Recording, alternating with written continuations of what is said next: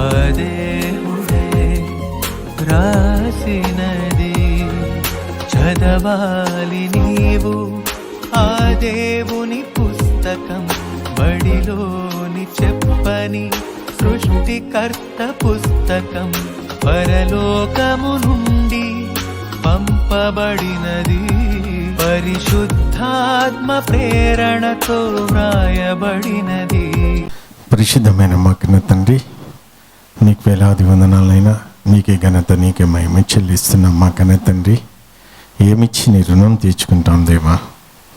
కనులెత్తి నీ వైపు చూసే అర్హత సర్వమానవాళి కోల్పోయినప్పటికీ తండ్రి, నీ కుమారుని ద్వారా తల ఎత్తుకునే విధంగా చేసిన మా కన్న తండ్రి, ఏమిచ్చి నీ రుణం తీర్చుకుంటాం దేవా. తండ్రి, నీ వాక్య పరిచర్య కోసం నా ఆత్మ సంసిద్ధంగా ఉంది తండ్రి.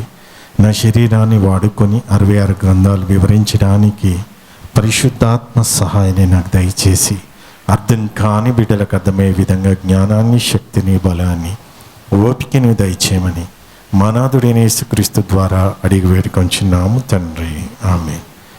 కూడి వచ్చిన అందరికీ నా హృదయపూర్వక వందనాలండి. దేవుని వాళ్ళరా, ఒక మంచి అంశాన్ని మనం ఆలోచించుద్దాం.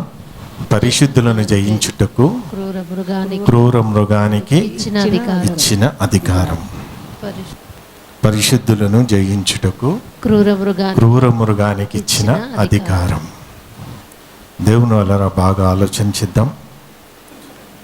ఈ అంశము మీకు అర్థం కావాలి అంటే చాలా ఆలోచన చేస్తేనే అర్థమవుతుంది. చాలా డీప్గా ఉంటుంది. మరి ఎంతమందికి అర్థమవుతుందో లేదో కానీ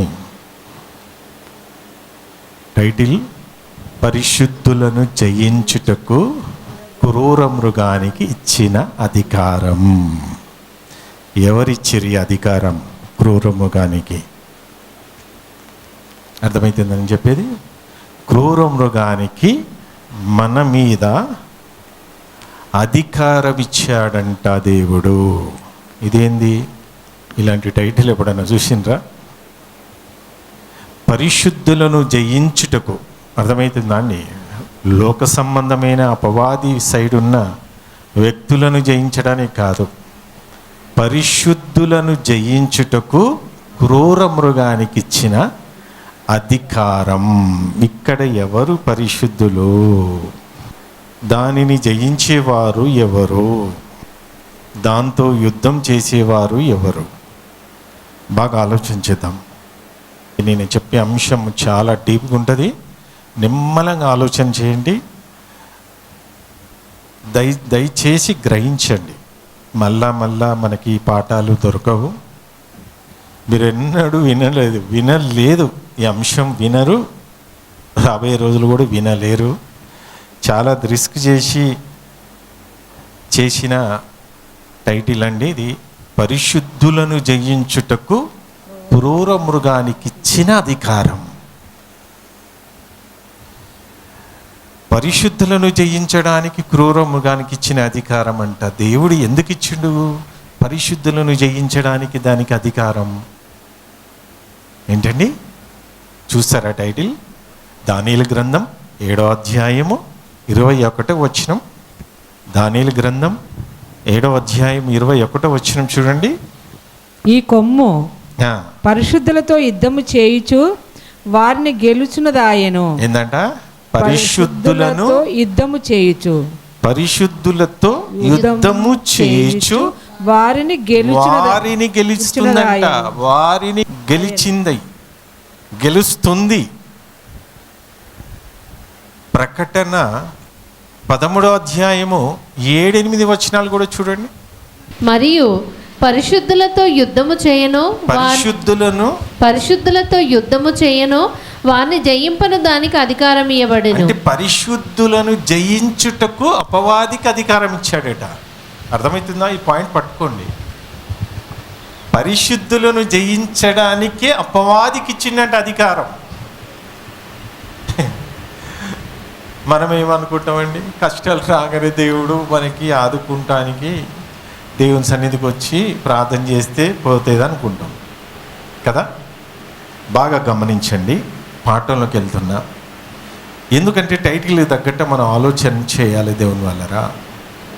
ఈ పరిశుద్ధుల్ని జయించడానికి అపవాదికి ఎందుకు ఇచ్చాడు అంటే అధికారము, పాత నిబంధనల ప్రకారంగా ఇజ్రాయేలీలు, మనం ఇప్పటిదాకా ఐగుప్తులోకి ఇజ్రాయేలీలు చెరలో ఎన్ని సంవత్సరాలు? 430 సంవత్సరాలు ఉన్నారని మనం బాధపడ్డాం కదా. బబులోను రాజు కూడా ఆయన కూడా తీసుకుని వెళ్ళిపోయాడు, అప్పుడు కూడా బాధపడ్డాం.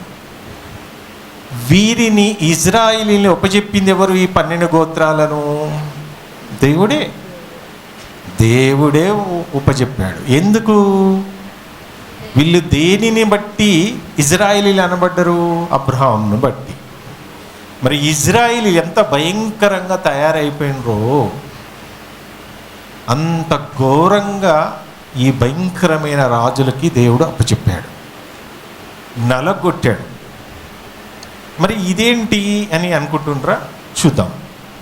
మీకు కొన్ని బాగా ఆలోచన చేద్దాం, చాలా జాగ్రత్తగా ఆలోచన చేయండి దేవుని వల్లరా.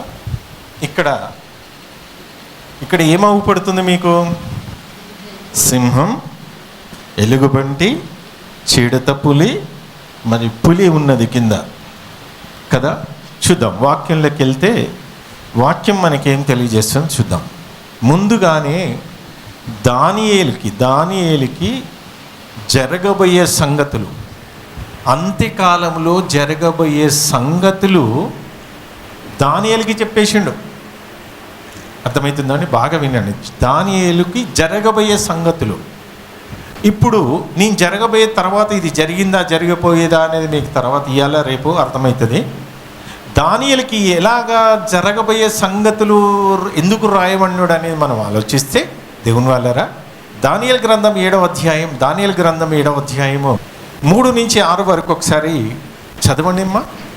అప్పుడు దానియేలు గ్రంథం 7వ అధ్యాయం చదువు తల్లి. అప్పుడు 4 మిక్కిలి గొప్ప జంతువులు, 4 మిక్కిలి ఎన్నో వచ్చినావమ్మా? 7వ అధ్యాయం 3వ వచనం. 3వ వచనం చదువు. 3 నుంచి 6 వరకు జాగ్రత్తగా చదవండి, గమనించండి, గ్రహించండి. అప్పుడు 4 మిక్కిలి గొప్ప జంతువులు మహాసముద్రములో నుండి పైకి ఎక్కాను. ఆ జంతువులు ఒకదానికొకటి భిన్నములై ఉండెను. మొదటిది సింహమును పోలినది. ఇక్కడ ఏమంటున్నాడు? మొదటిది సింహము పోలినది ఉన్నదా? సింహము పోలినది. దానికి పక్షిరాజు రెక్కల వంటి రెక్కలుండే. ఉన్నాయా? రెక్కలు ఉన్నాయా పైన?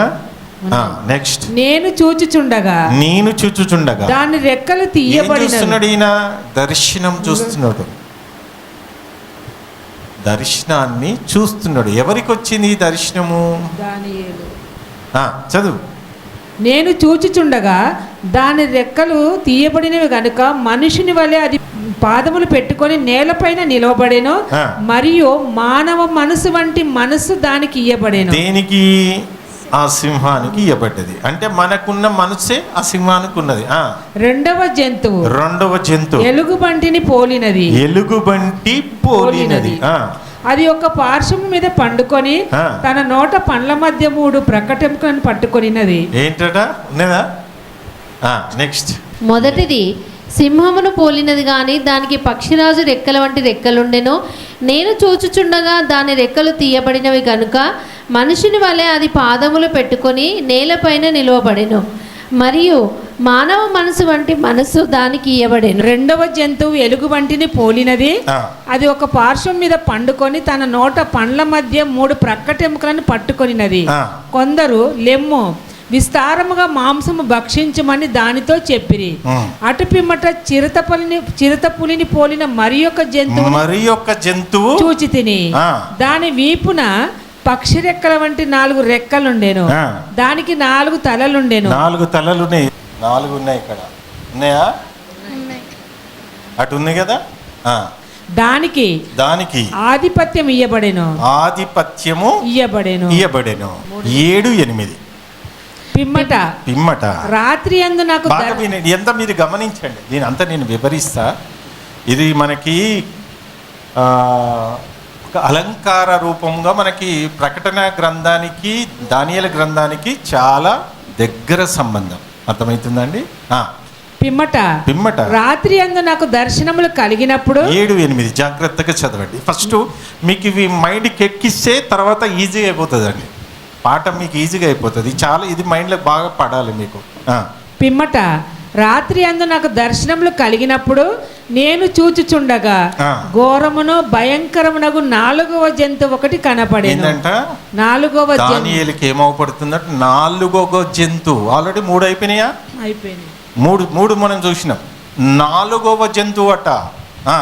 అది తనకు ముందుగా నుండిన ఇతర జంతువులకు భిన్నమైనది. అది మహాబలము మహత్యములు గలది. దానికి పెద్ద ఇనుము దంతములు 10 కొమ్ములు ఉండెను. 10 కొమ్ములు ఉండెను. అది సమస్తమును భక్షించుచు. ఎన్ని కొమ్ములు ఉన్నాయట? 7 ఉన్నాయి. కింద ఉన్నాయా? ఉన్నాయి. ఎలా దేవుని దగ్గరికి రానియకుండా, దేవుని ఆజ్ఞలు పాటించకుండా మనల్ని చేస్తుంది ఎవరు? వారి గురించి తెలుసుకోవద్దా? ఆ శత్రువు గురించి తెలుసుకుంటే ఈజీగా మనం దేవుని దగ్గరికి రాగలుగుతాం. అవునా కదా?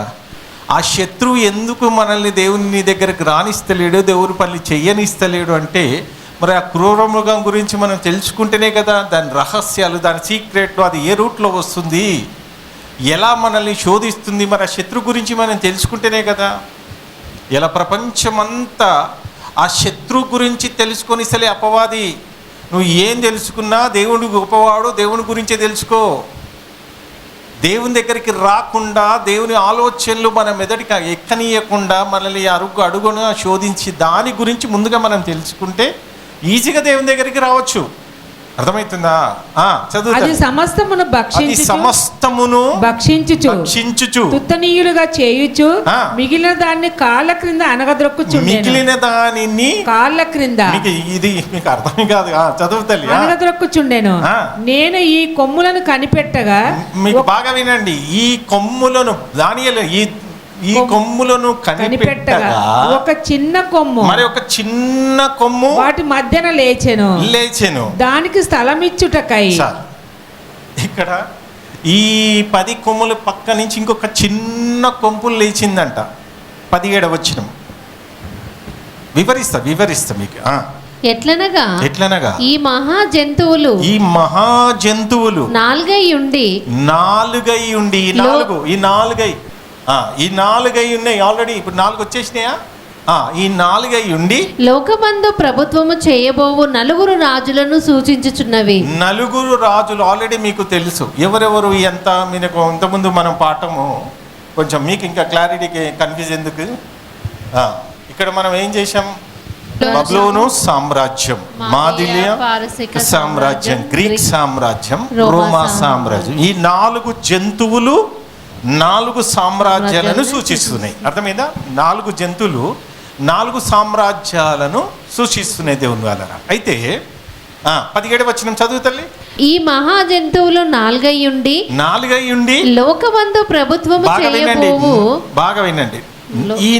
ఈ 4 ఉండి ఇవి కాక లోకమందు ప్రభుత్వము చేయు 4 రాజులను సూచించుచున్నది. 4 రాజులను సూచిస్తున్నది అంటే ఒక్కొక్క పరిపాలన ఆ మృగాలతో ఎందుకు పోలుస్తున్నాడంటే ఆ క్రూరత్వం అలాంటిది. వాళ్ళ రాజ్యాలు అలాంటి రాజ్యాలు అన్నట్టు, క్రూరత్వంతో ఉన్న రాజ్యాలు. వీళ్ళు పరిపాలించిన టైంలో జాలి, దయ, కనికరం ఇజ్రాయేలీల మీద కానీ క్రైస్తవుల మీద లేని సామ్రాజ్యాలు అవి. ఇవి సుమారుగా ప్రపంచాలను ఏలిన సామ్రాజ్యాలు ఇవి. అర్థమవుతుందా అండి? ఇప్పుడు మన భారతదేశం ఒక సీఎం, ఒక పిఎం ఉంటాడు.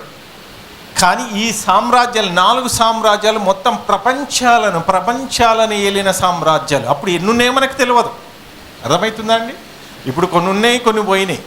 ఈ 4 సామ్రాజ్యాలు మొత్తం ప్రపంచాలు ఏలిన సామ్రాజ్యాలలో, ఆ సామ్రాజ్యాలలో నెక్స్ట్ అయితే మహోన్నతుని పరిశుద్ధులే 19-20 ఇనుపదంతములను ఇత్తడి గోళ్లను గల లక్షణాలు చెప్తున్నాడు. అవిటికున్న లక్షణాలు ఇనుపదంతములను ఇత్తడి గోళ్లకు గల ఆ 4వ జంతువు సంగతి. ఆ 4వ జంతువు, ఇప్పుడు 3వ జంతువుల గురించి మాట్లాడతలేదు. ఇప్పుడు ఫస్ట్ సింహం అంటే బాగా వినండి, బబులోను సామ్రాజ్యం. దీనికి ముందుకు 2 సామ్రాజ్యాలు ఉన్నాయండి. ఆ సామ్రాజ్యాలు మనకు తెలుసు ఏంటంటే ముందుగా ఏ సామ్రాజ్యాలు చూడండి ఇక్కడ. ఇప్పుడు ప్రపంచ తెరానికి వచ్చిన అంతకుముందు 2 సామ్రాజ్యాలు ఏంటమ్మా? మొదటిది అది మెసపటోమియా, నెక్స్ట్ ఈజిప్ట్ నాగరికత. దీని తర్వాత వచ్చిన సామ్రాజ్యం బబులోను సామ్రాజ్యం. బబులోను సామ్రాజ్యం. ఈ బబులోను సామ్రాజ్యం నుంచే దేవుని వల్లరా, ఈ బబులోను సామ్రాజ్యం నుంచే మనకి క్యాలెండర్ కానీ ఈ లెక్కలు అనేది బయటపడ్డాయి. అర్థమయ్యే? అంతకుముందు ఏం జరిగిందో చాలా తక్కువ ఉన్నాయి. అర్థమవుతుందా? అయితే ఇప్పుడు ఈ 4 సామ్రాజ్యాలు అంటే, ఇప్పుడు ఎగ్జాంపుల్ మీకు అర్థం కావాలంటే, మొదటి సామ్రాజ్యాన్ని కొట్టినది 2వ సామ్రాజ్యం కొట్టేసింది. ఇప్పుడు యుద్ధాలు ఎలా జరుగుతాయండి? యుద్ధం ఎందుకు జరుగుతుంది? ఆ దేశాన్ని ఆక్రమించడానికే యుద్ధాలు జరుగుతాయి.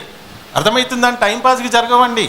మొదటిగా మెసపటోమియా, దానిని కొట్టిన సామ్రాజ్యం ఈజిప్ట్ నాగరికత, అది దానిని కొట్టిన సామ్రాజ్యం బబులోను. అంటే ఈ బబులోను సామ్రాజ్యం ఈ రెండింటిని కొట్టేసింది, ఆక్రమించినట్టా లేదా? మీకు అర్థం చేసుకోవాలి, ఆక్రమించింది. నెక్స్ట్ బబులోను సామ్రాజ్యం 3 సామ్రాజ్యాలు కలిపి ఇది ఇది ఇది ఆక్రమించింది. నెక్స్ట్ గ్రీక్ సామ్రాజ్యం ఈ 5టిని కొట్టేసింది, ఆక్రమించింది. నెక్స్ట్ రోమా సామ్రాజ్యం ఈ 5టిని మింగేసిన సామ్రాజ్యం. అర్థమైతే? దీని గురించి చాలా ఉంది చరిత్ర. ఇప్పుడు అమ్మా 19-20 చదువు తల్లి. ఇనుపదంతములను ఇత్తడి గోళ్లను గల ఆ 4వ జంతువు సంగతి ఏమైనదని నేను తెలుసుకొనగోరితిని.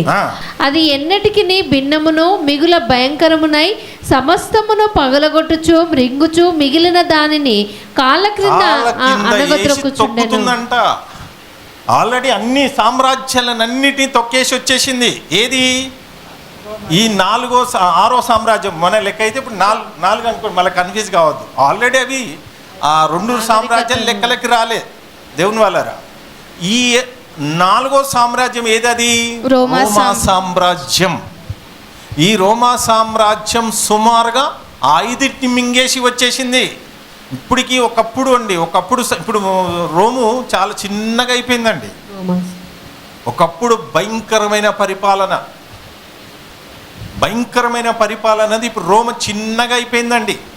ఈ దేశాలంతా ఇప్పుడు లేదు కదా, ప్రభుత్వాలు లేవు, ఇప్పుడు అధికారం లేదు, అంతేనా? ఎవరి వాళ్ళది అధికారం అయిపోయింది. ఒకప్పుడు అలా ఉండే సామ్రాజ్యం ఎందుకు అయిపోయిందో మీకు తర్వాత చెప్తాను నేను దేవుని వాళ్ళరా. ఇప్పుడు 19-20 చదివిన తల్లి. మరియు దాని తలపైనున్న 10 కొమ్ముల సంగతియు వాటి మధ్య నుండి పెరిగి 3 కొమ్ములను కొట్టివేసి ఏదండి అటు? బబులోను సామ్రాజ్యం, మాదీయ సామ్రాజ్యం, గ్రీక్ సామ్రాజ్యం. ఈ 3 సామ్రాజ్యాలను ఏది కొట్టేసిందంట? రోమా సామ్రాజ్యమా. 3 కొమ్ములను కొట్టివేసి కన్నులను గర్వముగా మాట్లాడు నోరును గల ఆ వేరగు కొమ్ము సంగతియు అనగా దాని కడమ కొమ్ముల కంటే బలము కలిగిన ఆ కొమ్ము సంగతియు విచారించి తిని. దానియేలు ఏంటా? ఇప్పుడు చూడండి, సడన్గా నిద్రపోయినప్పుడు ఒక దర్శనం వస్తుందండి. ఆ దర్శనం రావాలంటే అందరికి వస్తుంది ఆ దర్శనాలు.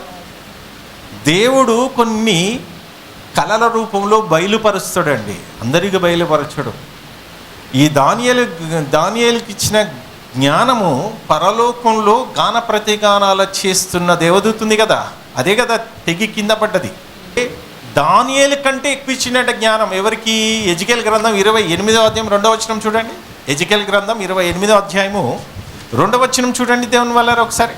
నరపుత్రుడా తూరు అధిపతితో ఇలాగూ ప్రకటింపుము, ప్రభువుకు యెహోవా సెలవిచ్చినది ఏమనగా, గర్విష్ఠుడవై నేను ఒక దేవదూతనైనట్టు సముద్రం మధ్యమున నేను ఆసీనుడై ఉన్నానని నీవు అనుకుంటున్నావు. నీవు దేవుడవు కాక మానవుడవై ఉండియు దేవునికి తగినంత అభిప్రాయం కలిగి ఉన్నావు. నీవు దానియేలు కంటే జ్ఞానవంతుడవు. అంటే దానియేలు ఎందుకు తీసుకొస్తున్నాడు? ఫస్ట్ దానియేలుకి ఇచ్చిండు, నెక్స్ట్ ఇంకా జ్ఞానం ఎవరికి ఇచ్చిండు? యోహాన్ ప్రకటన గ్రంథం రాసిండే కదండి. ఇవన్నీ దర్శన గ్రంథము. దానియేలు దర్శన గ్రంథం, అంత దర్శనాలే. రాజులకు తెలియని మర్మాలన్నీ దానియేలుకు తెలియజేసిండు. దానియేలు వచ్చి వివరిస్తేనే రాజుకి అర్థం కాదు. రాబోయే సామ్రాజ్యాలు ఎలా ఉంటున్నాయి, ఎలా ఉండబోతున్నాయి అని ముందుగానే ప్రకటించేసిండు దానియేలుకి. దానియేలు కొట్టిగా రాలేదండి. ఇప్పుడు మనము ఇప్పుడు దేవుని దృష్టిలో ఎలా ఉన్నాడో తెలుసా? దానియేలు ఒక్కసారి చూద్దామండి. దానియేలు గ్రంథం 2వ అధ్యాయం 28వ వచనం ఒకసారి చూడండి. ఇప్పుడు దర్శనం రావాలన్నా, దేవుడు మనకు తెలియచేయాలన్నా ఫస్ట్ దేవుని దృష్టిలో మనం ఎలా ఉండాలండి? చాలామందికి ఇంకా కూడా మన 10 సంవత్సరాలైనా కూడా ఇంకా వాక్యము అర్థం కావటం లేదు. అర్థమవుతుందా అండి? ఎందుకు అర్థం కావటం లేదంటే దేవుని దృష్టిలో ఎలా ఉండాలి ఇక్కడ చెప్తున్నా చూడు. దానియేలు గ్రంథం 2వ అధ్యాయం 28వ వచనం. అయితే మర్మములను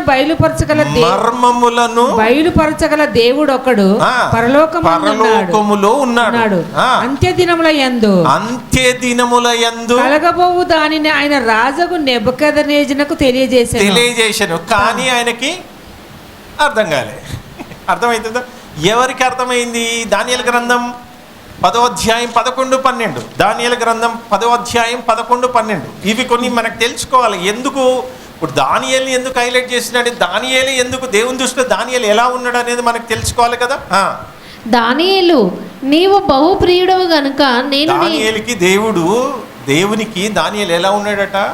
బహుప్రియుడు. చూడండి, మనకు కూడా అబ్బా నువ్వు చాలా మంచోడివి నా పట్ల అని మనం కొంచెం మందికి బ్రాండ్ ఇచ్చేస్తుంటాం. వాస్తవం కదండి కదా. ఇప్పుడు నేను ఉన్నానండి, అందరికీ నచ్చచ్చు నచ్చకపోవచ్చు కదా. కొంతమందికి నచ్చిన వారికి ఆ మనస్తత్వం బట్టి హెల్ప్ చేస్తుంటారు, కొన్ని కార్యక్రమాలు చేస్తుంటారు. వాస్తవం కదా.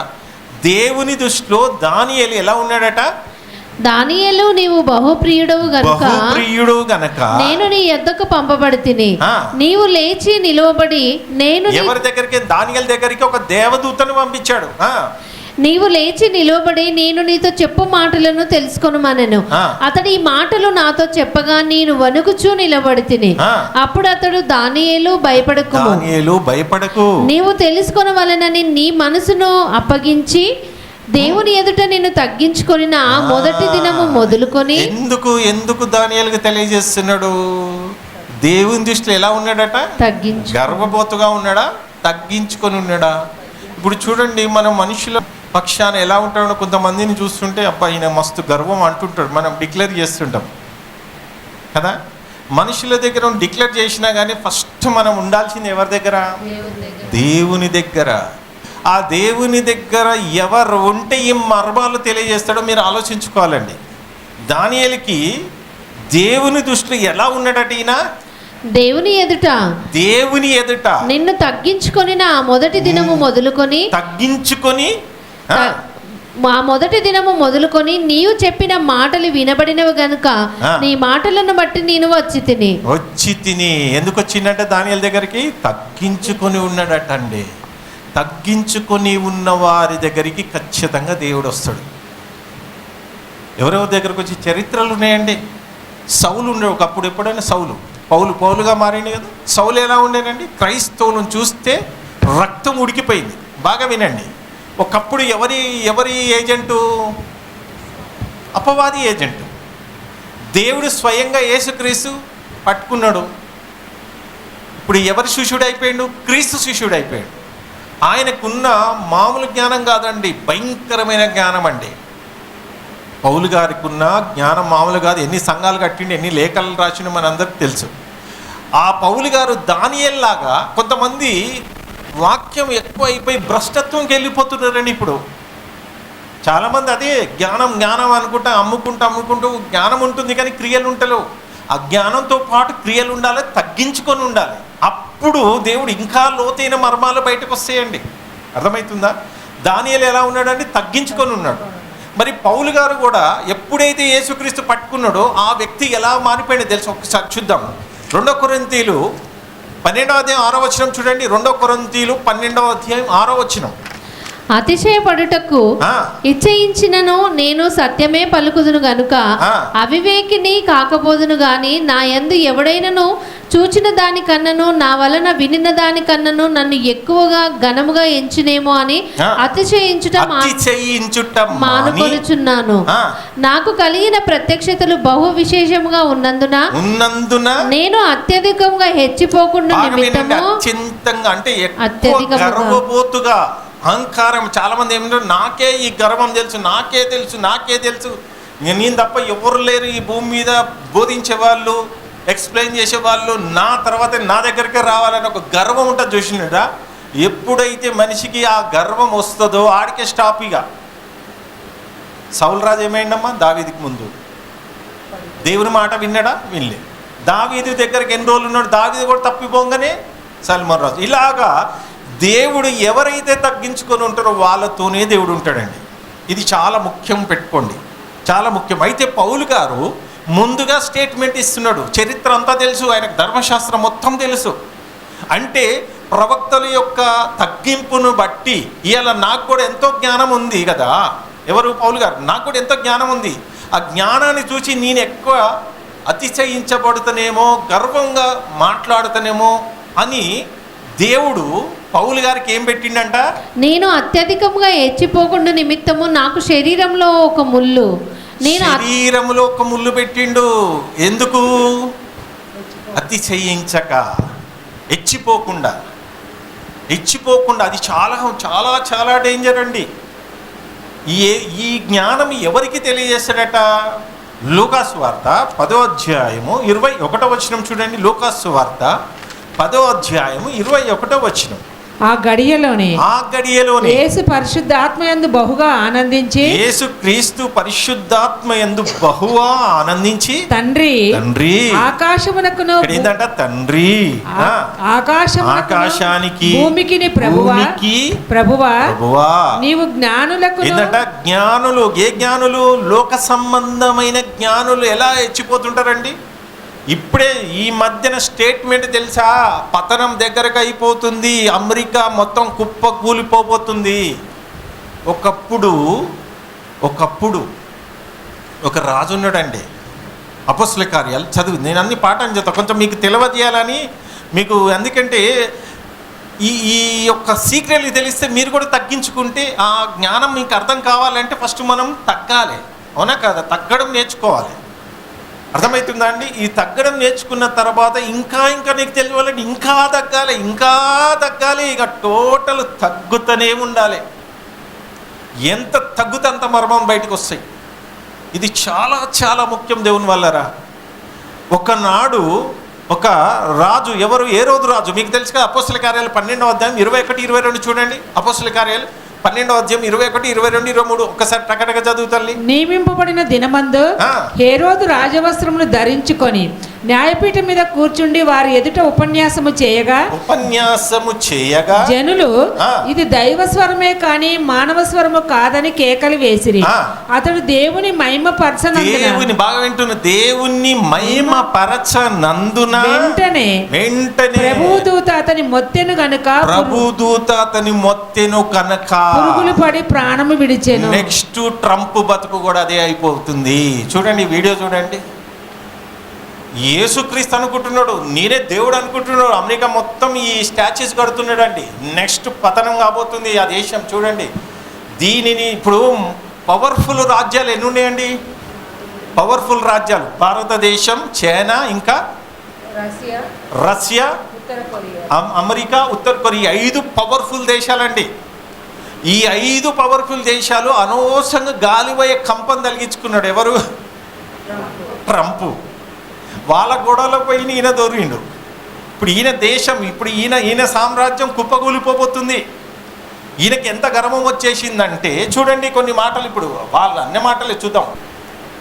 సెల్ఫ్ డబ్బా కొట్టించుకోవడంలో ట్రంప్ తనకు తానే సాటి అని చెప్పి మరోసారి నిరూపించుకున్నారు. తనకు తానుగా, అంటే ఒక పాస్టర్తో తాను జీసస్ని అని చెప్పించుకునే ప్రయత్నం చేశారు. ఒకసారి బయట I just wanted to share this thought and then pray over President Trump. Jesus taught us so many lessons through his death, burial, and resurrection. He showed us great leadership. Great transformation requires great sacrifice. And Mr. President, no one has paid the price like you have paid the price. It almost cost you your life. You were betrayed and arrested and falsely accused. It's a familiar pattern that our Lord and Savior. ఏమంటున్నాడు? ఇంకా చాలా ఉంది, ఆయన చాలా చెప్తాడండి. నేనే దేవుణ్ణే, నా తర్వాతనే ఇంకా ఆ స్థాయికి వెళ్ళిపోయినట్టు. ఏ స్థాయికి భ్రష్టు పట్టిపోయినా చూడండి. అయితే ఈ అమెరికా దేశాన్ని కొడితే ఇప్పుడు ఆల్రెడీ ఇరాన్ వెనక ఈ 4 దేశాలు అస్తాలు ఉన్నాయండి. అర్థమవుతుందా? ఒకటిని కొడితేనే కదా ఇంకొక లేచేది. ఈ అన్నిటిని ఇది అయిపోతుంది, నెక్స్ట్ పడిపోతుంది. ఇది పడిపోయిన తర్వాత ఇంకా 4 ఉన్నాయి కదా, 4 కలిసి రష్యాకి పవర్ ఇవ్వబోతారు. మీరు చూడండి తర్వాత, నేను అంటానో కాదో మీరు చూడండి. రష్యా అధికారంలోకి వస్తుంది, ఇది కొట్టేస్తుంది. ఇంకా అప్పటికల్లా మనం ఒక 10 సంవత్సరాలు కావచ్చు, ఎన్నో మొత్తం మీద ఒకటేసారి అనుకోగానే పడిపోతుందా? నిమ్మలంగా మెల్లమెల్లగా పడిపోతుంది. ఆల్రెడీ దగ్గర పడ్డది. ఆల్రెడీ ఇంకో కొద్ది రోజులు అయితే జైల్లోకి వెళ్ళిపోతాడు ఈయన. అర్థమవుతుందా? కొంత నేను ఎందుకు చెప్పిన, గర్వం, మనిషికి గర్వం వస్తే పతనం అండి. అయితే ఇక్కడ ఏమంటుండో యేసుక్రీస్తు అక్కడ, నీవు జ్ఞానులకును వివేకులకును ఈ సంగతులను మరుగు ఏ చేసి, సంగతులు? పరలోక రాజ్యపు సంగతులు, మర్మాలు. ఇవి ఏం చేశాడట? ఇవి అర్థం కావాలంటే లోక సంబంధమైన జ్ఞానులు ఉన్నారు కదండి, శాస్త్రవేత్తలు, గొప్ప గొప్ప పండితులు అంటుంటారు, గడ్డాలు పెంచుకొని ఏదో కనిపెడుతుంటారు. దేవుడు చేసిన, పరలోకపు తండ్రి చేసిన కష్టాన్ని, ఈ పువ్వు ఎలా వచ్చింది, దీనికి ఎలా తోకొచ్చింది, ఇవే గడ్డాలు పెంచుకుంటుంటారు. వాళ్ళే శాస్త్రవేత్తలు. వాళ్ళని ఏమంటున్నాడు? వెర్రి జ్ఞానం అంటున్నాడు. నీవు జ్ఞానులకు, వాళ్ళే జ్ఞానులకును వివేకులకును ఈ సంగతులను ఏ సంగతులు? దేవుని సంగతులు మరుగు చేసి పసిబాలులుగా బయలుపరిచినావని నిన్ను స్తుతించుచు. పసిబాలులుగా ఉండాలట దేవుని సన్నిధిలో. దేవుని దగ్గర ఎలా ఉండాలంట? ఒదిగి ఉంటే నీకు ఎన్ని అంటే అన్ని తెలియజేస్తాడండి. మీరు చూడండి, 1000 పాఠాలు ఎలా బోధించగలుగుతున్నా నేను. దేవుని సన్నిధిలో కూర్చొని బైబుల్ బాగా పరిశీలన చేస్తే లోతైన మర్మాలు ఎందుకు బయటికి రావు? ఎందుకు తెలియచేయడం? అపోస్తులు ఎవరు? చదువుకున్నారా? విద్య లేని పామరులు. ఇలా మనకి ఎందుకు దేవుడు అర్థం కావట్లేదు? టైం అనేది దేవుని మనకి ఇస్తలేము. ఇలా దానియేలుకి ఇచ్చినట్టు, గొప్ప గొప్ప ప్రవక్తలకి ఇచ్చిన దేవుడు తెలియజేసినట్టు, ఇలా మనం ఇంకా ఒకరి మీద ఆధారపడే పరిస్థితి ఇంకా మనం ఎందుకు వస్తున్నామంటే, మనం వినేవారుగా ఎక్కువ ఉంటున్నాం. అర్థమవుతుందా? వినేవారుగా ఉన్నామనుకో, ఎప్పుడు లైఫ్ టైం అలాగనే ఉండిపోతామో. రాకడ వస్తుంది, ఈ రాకడలో మనం ఉంటామా లేదా అని చూసుకోండి. అర్థమవుతుందా దేవుని వాళ్ళు? అర్థమవుతుందా అండి? లోక సంబంధమైన ఆశలు కలిగి ఉన్నామా, ఒక రోజు ఫినిష్. అర్థమవుతుందా? ఇప్పుడు ఎవరికి తెలియజేస్తాడట? జ్ఞానం జ్ఞానులకును వివేకులకును మరుగు చేసి పసిబాలులుగా దేవుని సన్నిధిలో ఉన్న వారికి మాత్రమే. అందుకే మీరు ఏం కోదాడాలి దేవుని దగ్గర? ప్రభువా, బైబిల్ చదివినా అర్థం కావట్లేదు, పరిశుద్ధాత్మ మన మీదకి వచ్చినా అర్థం కావట్లేదు, మరి ఏంటంటావు? అందుకే దేవుణ్ణి అడగాలి. మనం ఏమడుగుతున్నాం? చెత్త చెదారం అడుగుతున్నాం కాబట్టి మనకు అర్థం కావట్లేదు. ఏం అడగాలి? జ్ఞానం అడగాలి, అర్థమయ్యే జ్ఞానం అడగాలి. ఇది కావాల్సిన నేను కొంచెం మీకు తీసుకొచ్చిన, ఇది పాఠం కాదు, మామూలుగా అర్థం చేసుకోండి. ఇప్పుడు ఎక్కడ దాకా చదివినామమ్మా? దానియేలు గ్రంథం 7వ అధ్యాయము 20 వరకు చదివి, 20 వరకు కదా. ఇప్పుడు 23, 24 చదువు తల్లి. నేను అడిగిన దానికి ఆ పరిచారకుడు ఇలాగూ చెప్పాను, ఆ 4వ జంతువు బాగా వినండి, ఆ 4వ జంతువు లోకములో తక్కిన ఆ 3 రాజ్యములకు భిన్నమగు 4వ జంతువు 4వ రాజ్యమును సూచించుచున్నది. 4వ రాజు సూచించుతున్నది. అది ఏది? రోమా సామ్రాజ్యం. ఈ రోమా సామ్రాజ్యం అని మీరు చిన్నంచన వేసుకుంటున్నారండి. చూడడానికి స్టార్టింగ్లో అన్ని దేశాలను కొట్టుకుంటూ బలమైన సామ్రాజ్యంగా ఎదిగింది తెలుసా? ఆ రోమా సామ్రాజ్యమే అన్ని దేశాలని పరిపాలించే. ఒకప్పుడు మన రోమా సామ్రాజ్యం, మీరు కొన్ని చూడండి యూట్యూబ్లలో, మీరు చూస్తే వీడియోలు తెలుస్తుంది. రోమా సామ్రాజ్యం నుంచి ఆ రోడ్లు అన్ని దేశాలకు వేసేసిందంటండి. రోడ్లు ఎంత దూరం ఉంటే అంత దూరం ఆ రోడ్లు అన్నీ, ఎందుకంటే అక్కడి నుంచే బిజినెస్ జరిగేది. ఇలా ఏది నేర్చుకోవాలన్నా ఆ రోమా సామ్రాజ్యాన్ని నుంచే నేర్చుకునేదండి. అలాంటిది ఎలాగుండేనండి? చిన్న సామ్రాజ్యం ఇంత పెద్దగా ఎదిగిందంటే దీని వెనక ఎవరున్నారు, ఆ అధికారం ఎవరిచ్చిర్రు, ఇది మనం తెలుసుకోవాలి కదా. ఒట్టినే ఎదుగుతామా అండి? ఇలా బాగా ఆలోచించుకోండి దేవుని వాళ్ళరా. చదవం 23, 24. అది సమస్తమును అనగదొరకుచు, అది సమస్తాన్ని అంటే ఈ 5 సామ్రాజ్యాలను అప్పటికి ఈ 5 వశం చేసుకుందంటే ఇక చిన్న చిన్న అన్ని వశం అయిపోయినట్టే. ఫస్ట్ పెద్దవాడిని కొడితేనే కదా చిన్న ఒట్టిగానే అయిపోతాయి. అర్థమవుతుందా అండి? అనగదొరకొచ్చు, పగలగొట్టుచు, పగలగొట్టుచు, లోకమంతయు భక్షించును, లోకమంతా భక్షించును. ఆ 10 కొమ్ములు ఆ రాజ్యం నుండి పుట్టబోవు 10 మంది రాజులను సూచించుచున్నవి. మళ్ళా ఏందంట, ఈ రోమా సామ్రాజ్యం నుంచి మళ్ళా 10 కొమ్ములు లేస్తున్నాయి ఇక్కడ బయటికి. 24 వచ్చిన మళ్ళీ చదువమ్మా. ఆ 10 కొమ్ములు, ఆ 10 కొమ్ములు ఆ రాజ్యము నుండి పుట్టబోవు 10 మంది రాజులను. ఇప్పుడు ఆల్రెడీ ఇప్పటిదాకా మనం తెలుసుకున్నాం, మళ్ళీ ఇంకా 10 మంది పుట్టుకొస్తున్నాయి. వీళ్ళెవరు? ఇదే మనకి. ఎందుకంటే వీళ్ళంతా ఎవరు? ఇప్పుడు చూడండి, భారతదేశంలో క్రైస్తవులకి ఇంకా ఛాన్సే లేదండి, హెల్ప్ చేసేయడం అనేది లేదు. మనం ఏంది వ్యక్తులు చూస్తున్నాం, కానీ వ్యక్తుల వెనక ఒక శక్తి ఉంది. నేను దాన్ని చూస్తే ఎక్కువ. క్రైస్తవులకి ఇప్పటి కాదు, ఎప్పటికీ కూడా మంచి రోజులు లేవు. ఇజ్రాయేలీలకి లేవు, క్రైస్తవులకి లేవు. అది ఎవరికి? పరిశుద్ధులకి. అర్థమవుతుందా? టైటిల్ ఏంటి? పరిశుద్ధులను జయించుటకు క్రూర మృగానికి ఇచ్చిన అధికారం. ఇంతకీ పరిశుద్ధుల లిస్టులో మనం ఉంటే మన మీద జయించుతుంది, మనల్ని జయిస్తుంది. అర్థమవుతుందా? అందరు పరిశుద్ధులుగా ఉంటామా? ఇక్కడ మనం పరిశుద్ధులుగా ఉంటాం. బయట మనం ఎలా ఉంటాం దానికి తెలుసు. వీళ్ళు అయ్యా పిచ్చోళ్ళు అంటది. అది అంత నా నెట్వర్కే. ఇక్కడ అలా కూర్చొని వింటారు, తర్వాత అంతా నా నెట్వర్కే. పరిశుద్ధులు అంటే ఏంది అనుకుంటున్నారండి? పరిశుద్ధులు అంటే ఏంది? అత్తసాక్షులు. పరిశుద్ధులను జయించడం అంటే వాళ్ళు మాత్రం కూడా అపవాదికి లొంగలేదండి. అపవాదికి సలాం కొట్టేది కాదు, అపవాదికి నమస్కారం పెట్టేది కాదు. దానియేలు కాలంలో ఎవరున్నారండి? ముగ్గురు ఎవరమ్మా? షద్రక్. వీళ్ళు ఏం చేసిరు? ఆ విగ్రహానికి నమస్కారం చేయమంటే చేసిర్రా? వీళ్ళెవరు? పరిశుద్ధులు. మనకు కూడా అలాంటి పరిస్థితి. ఎందుకు ఇలాంటి పాటలు ఈ చివరి దశలు ఎందుకు తీసుకొస్తున్నానంటే, ఏ కోణంలో మీకు ఇంకా చెప్పాలి, ఏ కోణంలో నుంచి మీకు మీ తలకాయ మీద మంట పెట్టాలంటే ఫస్ట్ రెచ్చగొట్టాలి కదా, వాక్యం ద్వారా పరిశుద్ధులు చూపించుకుంటూ మిమ్మల్ని రెచ్చగొట్టాలంటే. ఇప్పటిదాకా మనం అన్ని నెట్వర్క్ నుంచి వచ్చినాం, దీవెనలు, ఆశీర్వాదాలు, స్వస్థతలు, ఏసునమ్ముకొని బాధలు పోతాయి, ఏసునమ్ముకు అప్పులు పోతాయో, ఈ కాన్సెప్ట్లు బాగా మైండ్కి ఎక్కి ఇప్పుడు రివర్స్ పోతున్నా. ఇది ఇక్కడ అంతా రివర్స్. ఇదేంది? ఈ సంఘం ఏంది అనుకుంటారు? మరి రియల్ ఒరిజినల్ పరలోకానికి ఎక్కిపోయే ఒరిజినల్ సంఘం. ఆ సంఘం గురించి మాట్లాడుతున్నా. మనం ఎందుకు నమ్ముకున్నాం యేసుక్రీస్తుని? ఎందుకు నమ్ముకున్నాం? పరలోకానికి ఎక్కిపోవడానికే, మన ఆత్మను తండ్రి చేతిలో పెట్టడానికే ఈ పోరాటం నిజంగా వాస్తవంగా బాగా ఆత్మ పరిశీలన చేసుకుని దేవుని వల్ల ఇంకొన్ని మాటలు మనం చూద్దాం. 23-24 తల్లి.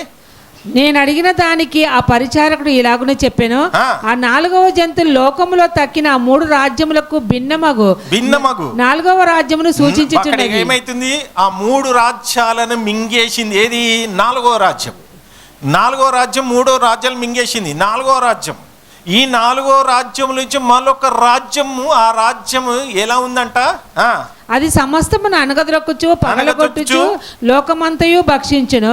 ఆ 10 కొమ్ములు ఆ రాజ్యము నుండి పుట్టబో 10 మంది. 4వ సామ్రాజ్యములో నుంచి 10 కొమ్ములు పుట్టుకొస్తున్నాయట. ఆ 10 కొమ్ములు ఏంటి అనేది మనం ఆలోచిస్తే మరొకసారి క్లారిటీగా మనకి క్లియర్గా అర్థం కావాలి. ఒకసారి ప్రకటన గ్రంథం 13వ అధ్యాయం 1-2 వచనాలు చూడండి. ప్రకటన గ్రంథం 13వ అధ్యాయము 1-2 వచనాలు చూడండి దేవుని వాళ్ళరా. మరియు 10 కొమ్ములను మీకు ఇవన్నీ ఇప్పుడు చూడాలి, ఎక్కడెక్కడ రాయబడ్డదో మీకు తెలవాలి కదా ఈ రాజుల గురించి. 10 కొమ్ములను 7 తలలను. ఏంటంట? 10 కొమ్ములు 7 తలలను గల. మళ్ళీ ఇక్కడ ఏం చేస్తున్నాడు? ఇక్కడ యోహాను ఏం రాస్తున్నాడు? ఇక్కడ అక్కడ దానియేలుకి ఏమో 10 కొమ్ములు 7 తలలను. 10 కొమ్ములు 7 తలలు గల ఒక క్రూర మృగము సముద్రంలో నుండి పైకి వచ్చుట చూచితిని. బయటకు వస్తుందంట. దాని కొమ్ముల మీద 10 కిరీటములను దాని తలల మీద దేవదూషణకరమైన పేర్లను ఉండెను. నేను చూసిన ఆ మృగము చిరుతపులిని పోలి ఉండెను. ఇప్పుడు ప్రకటన గ్రంథంలో యోహానికి ఎలా అవపడుతుంది? ఇలాగా. దానియేలుకి ఎలా అవపడుతుంది? ఆ దానియేలు గ్రంథం 7వ అధ్యాయం 24లో సేమ్ 10 కొమ్ములు. అక్కడ 10 కొమ్ములు. కానీ ఇక్కడ ఇంకా క్లారిటీ ఇస్తున్నాడు. దాని యొక్క క్రూరత్వం, దాని యొక్క అలవాట్లు, దాని యొక్క తత్వం ఏంటో ఇక్కడ వివరిస్తుంది. దానియేలు గ్రంథం 7వ అధ్యాయం 24. ఆ 10 కొమ్ములు ఆ రాజ్యము నుండి పుట్టబోవు 10 మంది రాజులను 10 మంది రాజులని చెప్తున్నాడు. అక్కడ 10 మంది రాజులని చెప్తున్నాడు. ఇక్కడమ్మా ఇది చదువు. ప్రకటన 13. నేను చూచిన ఆ మృగము చిరుతపులిని పోలి ఉండెను. దాని పాదములు ఎలుగుబంటి పాదముల వంటివి. దాని పాదములు ఎలుగుబంటి పాదములు అండి. దాని నోరు సింహపు నోరు వంటిది. దాని నోరు సింహపు నోరు వంటిది. దానికి ఆ ఘట సర్పము తన బలమును తన సింహాసనమును గొప్ప అధికారమును ఇచ్చెను. దాని తలలో ఒక దానికి చావు దెబ్బ తగిలినట్టు ఉండెను. 10 కొమ్ములు ప్లస్ 7 తలలు. ఏంటి ఈ సూచన? అర్థమవుతుందా? 10 కొమ్ములు 7 తలలు. బాగా వినండి, బాగా గమనించండి. ఇప్పుడు ఈ క్రూరత్వం చూడండి, ఇది ఎవరికి ఉన్నది? ఇది 7 అంటే 4వ సామ్రాజ్యానికి ఉన్నది. ఇది ఏది? రోమా సామ్రాజ్యానికి ఇచ్చిన క్రూరత్వం అది. ఇప్పుడు ఆ మూడింటిని వేసుకొని వచ్చేసింది కదా, ప్లస్ 5 అన్నిటిని మింగేసుకుంటూ వచ్చేసిన సామ్రాజ్యం ఇది. మనకి ఇప్పటి వరకు రోమా సామ్రాజ్యాన్ని చిన్నంచన వేసినామండి. బాగా స్కాన్ చేస్తే ఈ రోమా సామ్రాజ్యం ఎంతమందిని చంపింది, ఎంతమంది రాజులు ఏలిండ్రు. మరి ప్రకటన గ్రంథంలో ఇలా రాయబడ్డది. దానియేలు ఎప్పుడు రాసేసిండండి? ఇది క్రీస్తు పూర్వము సుమారుగా ఇంచుమించు 600-700 సంవత్సరాల కిందట రాసేసిండు కదా. ఏం జరగబోతుందని రాసేసిండు. ఇంకా కొన్ని చూద్దాం, ఇంకా చూద్దామమ్మా. దానియేలు గ్రంథం 11వ అధ్యాయం, దానియేలు గ్రంథం 11వ అధ్యాయం 2 నుంచి 4 వరకు ఒకసారి చూద్దాం. ఇంకా ఏమేమి ఉన్నాయా అని. ఇప్పుడు సత్యమును నీకు తెలియజేయుచున్నాను. ఏమనగా ఇంకా 3 రాజులు. మళ్ళా ఇదే సంఘటన చెప్తున్నాడా? ఇంకా 3 రాజులు పారసికం మీద రాజ్యము చేసిన పిమ్మట అందరికంటే అధిక ఐశ్వర్యము కలిగిన 4వ రాజు ఒకడు వచ్చును. అదే 4వ రాజు అంటే ఎవరు? ఇదే 4వ జంతువులు. ఇదే దీన్ని మీరు తెలుసుకోవాలి. దీన్ని బాగా మీకు ఎక్కడెక్కడ రాయబడ్డది మీకు తెలియజేసుకున్నా. అతడు తనకున్న సంపత్తు చేత బలవంతుడై బాగా విన. లాస్ట్కి ఇది ఏమైపోతుందో చూడాలి. అది కూడా రాసేసిండు దానియేలు. దాని ఫీచర్ రాస్తున్నాడు. దాని బతుకు కూడా, ఆ రాజ్యము బ్రతుకు కూడా ఏం కాబోతుందో కూడా రాసేస్తున్నాడు అని. అతడు తనకున్న సంపత్తి చేత బలవంతుడై అందరినీ గ్రీకీల రాజ్యమునకు విరోధముగా రేపును. అంతలో శూరుడకు ఒక రాజు పుట్టి మహావిశాలమైన రాజ్యము నేలి ఇష్టానుసారముగా జరిగించును. అతడు రాజైన తర్వాత అతని రాజ్యము శిథిలమై. ఏ రాజ్యం? రోమా సామ్రాజ్యమే శిథిలమైపోయి ఆకాశపు నలుదిక్కుల విభాగింపబడిపోయింది. ఇప్పుడు లేదు, అది చిన్నగా ఉన్నది సామ్రాజ్యం. ఏమైనా రోమా సామ్రాజ్యం అనే పేర్లకు వస్తుందా అండి? లిస్టులకు వస్తుందా? ఇప్పుడు మనకు కంటికి అవపడుతుందా? అసలు రోమ్ అనగానే మనకు పోపు గారు గుర్తుకొస్తాడు. అంతకు తప్ప ఇంకేమైనా ఉందా? ఏమి లేదు. అసలు రోమ్ అనే పదం ఒకప్పుడు రోమ్ ఎలా పరిపాలించింది? ఎందుకు? ఏం చేసిండు దేవుడు? దాన్ని తొక్కేసిండండి. ఎంత గర్వం అహంకారంతో ఉండే తెలుసా? ఇంకా చూడనా, అది 4 వరకు అమ్మా చదివాను. అతడు రాజైన తర్వాత అతని రాజ్యము శిథిలమై ఆకాశము నలుదిక్కుల విభాగింపబడును. అది అతని వంశపు వారికి గాని అతడు ప్రభుత్వం చేసిన ప్రకారము ప్రభుత్వము చెయ్యి వారికి గాని విభాగింపబడదు. అతని ప్రభుత్వము వేరుతో పెరిగివేయబడును. వేరుతో పెరిగివేయబడును. ఒకప్పుడు ఎట్లా ఉండే, ఎలాంటి సామ్రాజ్యం ఎలాగైపోయింది? ఇంకా కొంచెం క్లారిటీ చూద్దాం. ఇంకా దానియేలు గ్రంథం 8వ అధ్యాయం తీయండి. దానియేలు గ్రంథం 8వ అధ్యాయము. ఆ రాజ్యం యొక్క లక్షణాలు ఎలా ఉన్నాయండి? ఎందుకు చెప్తున్నాడంటే దానియేలుకి ఇప్పుడు మనిషి అంటే మనిషి లక్షణాలు ఏంటండి? మనిషికి పట్టిన ఆ భయంకరమైన క్రూర లక్షణాలు వీటితో పోలుస్తున్నాడు. ఇప్పుడు పులి దగ్గరకు పోండి, ఫ్రెండ్షిప్ చేయగలుగుతారా? దాని లక్షణం ఏంటి? క్రూరత్వం, జాలి దయ ఏముండదు. ఇప్పుడు మనుషులు కూడా జాలి దయ ఉంటుందంటే ఏ క్రూరత్వంతో పోలుస్తున్నాడు? జంతువులతో పోలుస్తున్నాడు. ఆ క్రూరత్వాన్ని దానియేలు గ్రంథం 8వ అధ్యాయం, అది 8వ అధ్యాయం 8 నుంచి 11 వరకు కొంచెం క్లారిటీ చూసుకోండి అమ్మా. ఆ మేకపోతు అత్యధికముగా బలము చూపుచూ వచ్చెను. అది బహుగా పుష్టి నొందగా దాని పెద్ద కొమ్ము విరిగిన దానికి బదులుగా 4 ప్రసిద్ధమైన కొమ్ములు ఆకాశము చూసిరా మళ్ళా 4 దాని గురించే 4 ప్రసిద్ధమైన కొమ్ములు ఆకాశపు నలుదిక్కులకు 4 పెరిగెను. ఈ కొమ్ములలో ఒక దానిలో నుండి ఒక చిన్న కొమ్ము మొలిచెను. అది దక్షిణముగాను తూర్పుగాను ఆనంద దేశపు దిక్కుగాను అత్యధికముగా బలిసెను. ఆకాశ సైన్యమును అంటున్నంతగా పెరిగి ఎంత ఎదిగిందంట ఆకాశ సైన్యం. వాళ్ళ కట్టడాలు నేను తెలుసా అండి, ఇప్పటికి పోయి చూడండి, రోమ్కి పోయి చూస్తే మామూలు కట్టడాలు కాదండి. ఒకప్పుడు ఎప్పుడు సుమారుగా 2025 సంవత్సరాల కిందటనే 2వ ఫ్లోరు 3వ ఫ్లోర్లు వేసిరప్పుడు. మామూలు కట్టడాలు కాదు, మామూలు పనితనం కాదు. అక్కడ మీరు పోయి చూస్తే ఆ శిథిలాలు కూడా ఇప్పుడు కొన్ని వీడియోలు మీరు చూస్తే అర్థమవుతుందండి. ఇది ఇప్పుడు కట్టినది కాదు, ఇప్పుడు మనం కట్టేస్తున్నాం. ఒకప్పుడు మామూలు టెక్నాలజీ లేదు, అక్కడనే అన్ని నేర్చుకొని వచ్చిర్రు చాలామంది. ఇలా నిజంగా క్యాలెండర్ రోడ్ ఎక్కడి నుంచి వచ్చింది తెలుసా? రోమన్ ఆ నుంచే వచ్చింది. చదువు తల్లి. ఆకాశ సైన్యమును అంటున్నంతగా పెరిగి 11 వరకు నక్షత్రములలో కొన్నిటిని పడవేసి కాళ్ళ క్రింద అనగద్రొక్కుచుండెను. ఆ సైన్యం యొక్క అధిపతికి విరోధముగా తన్ను హెచ్చించుకొని అనుదిన బల్యార్పణమును నిలిపివేసి ఆయన ఆలయమును పడద్రోసెను. 11 వరకు అమ్మ, 11 వరకు. ఇప్పుడు 19 నుంచి 25 వరకు చదవండి, 26 వరకు చదవండి, కొంచెం చదవండి. మరియు అతడు ఉగ్రత సమాప్తమైన కాలమందు కలగబోనట్టి సంగతులు నీకు తెలియజేయుచున్నాను. ఏలైనగా అది నిర్ణయించిన అంత్యకాలమును గూర్చినది.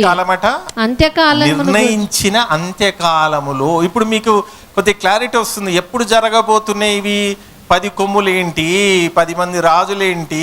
ఇప్పుడు ఆల్రెడీ 3 సామ్రాజ్యాలు అయిపోయినాయి. ఇప్పుడు రోమా సామ్రాజ్యంలో పుట్టుకొచ్చిన ఈ 10 రాజులు ఏంది, ఈ 10 కొమ్ములు ఏంటి? మీకు అంత్య దినాలలో ఏం జరుగుతుందో కొంచెం క్లారిటీ వస్తుంది కదా.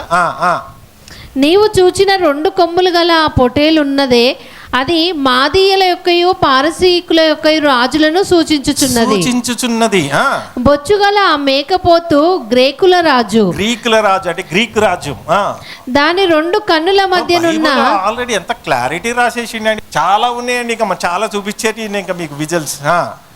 బొచ్చుగల ఆ మేకపోతు గ్రీకుల రాజు దాని 2 కన్నుల మధ్యనున్న ఆ పెద్ద కొమ్ము వారి మొదటి రాజును సూచించుచున్నది. మొదటి రాజుని సూచిస్తుంది. ఏది? బబులోను రాజుని సూచిస్తుంది. అది పెరిగిన పిమ్మట దానికి బదులుగా 4 కొమ్ములు పుట్టినవి కదా. 4 రాజులలో ఆ జనములో నుండి పుట్టుదురు గాని వారు అతనికున్న బలము గల వారుగా ఉండరు. వారి ప్రభుత్వము యొక్క అంతములో వారి అతిక్రమములు సంపూర్తి అగుచుండగా క్రూర మృగము గలవాడు గలవాడును యుక్తి గలవాడునై ఉండి ఉపాయము తెలుసుకొని ఒక రాజు పుట్టును. అదే ఆ రాజే. అతడు గెలుచును గాని తన స్వబలము వలన గెలువడు.